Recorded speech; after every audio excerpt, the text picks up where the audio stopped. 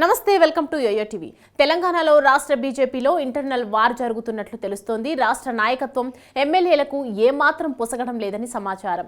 ఏ కార్యక్రమంలోనూ ఎమ్మెల్యేలను ఇన్వాల్వ్ చేయడం లేదనే చర్చ జరుగుతోంది. కనీసం బీజేఎల్పీ నేతను సైతం రాష్ట్ర నాయకత్వం పెద్దగా పట్టించుకోవడం లేదనే టాక్ వినిపిస్తోంది. తెలంగాణలో బీజేపీ నుంచి మొత్తం 8 మంది ఎమ్మెల్యేలు గెలిచారు. గెలిచిన వారిలో 6 ఎమ్మెల్యేలు చట్టసభల్లోకి కొత్తగా అడుగుపెట్టారు. ఏలేటి మహేశ్వర్ రెడ్డి, రాజా సింగ్ ఇద్దరే అందులో సీనియర్స్. అయితే అసెంబ్లీ సమావేశాల సందర్భంగా పార్టీ నుంచి ఏ అంశాలు ప్రస్తావించాలి, ఏ హామీలపై రాష్ట్ర సర్కారును ఇరుకున పెట్టాలనే అంశాలపై సబ్జెక్ట్ అందించే సహకారం కూడా ఇవ్వలేదని విమర్శలు వస్తున్నాయి. దీంతో పలువురు ఎమ్మెల్యేలు తీవ్ర అసంతృప్తితో ఉన్నట్లు సమాచారం.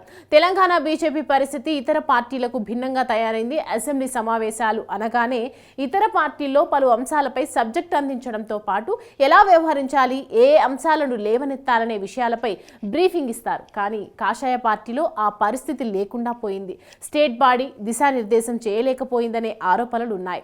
బీఆర్ఎస్ ఎమ్మెల్యేలకు సభలో మాట్లాడేందుకు పార్టీ రాష్ట్ర నాయకత్వమే సబ్జెక్ట్ ప్రిపేర్ చేసి ఇవ్వగా బీజేపీలో మాత్రం అటువంటి పరిస్థితి కనిపించలేదు. తెలంగాణ కాషాయ పార్టీలో అధికార ప్రతినిధుల జాబితా చెప్పుకోవడానికి చాలా పెద్దగానే ఉన్న రాష్ట్ర నాయకులకు కనీసం సబ్జెక్టు ప్రిపేర్ చేసి ఇచ్చే పరిస్థితి లేదు. దీంతో కమలం పార్టీ నేతలు ఎవరికి వారే అన్నట్లు వ్యవహరిస్తున్నారు. గెలిచిన ఎమ్మెల్యేలను కూడా కాషాయ పార్టీ నేతలు ఓన్ చేసుకోలేకపోతున్నారనే విమర్శలు వినిపిస్తున్నాయి. ఇటీవల బీజేపీ రాష్ట్ర కార్యాలయంలో కేంద్ర మంత్రి, బీజేపీ రాష్ట్ర అధ్యక్షుడు కిషన్ రెడ్డి రైతు రుణమాఫీ హెల్ప్ లైన్ కేంద్రాన్ని ప్రారంభించారు. ఈ కార్యక్రమానికి సంబంధించి ఎమ్మెల్యేలకు కనీస సమాచారం కూడా ఇవ్వకపోవడం గమనార్హం.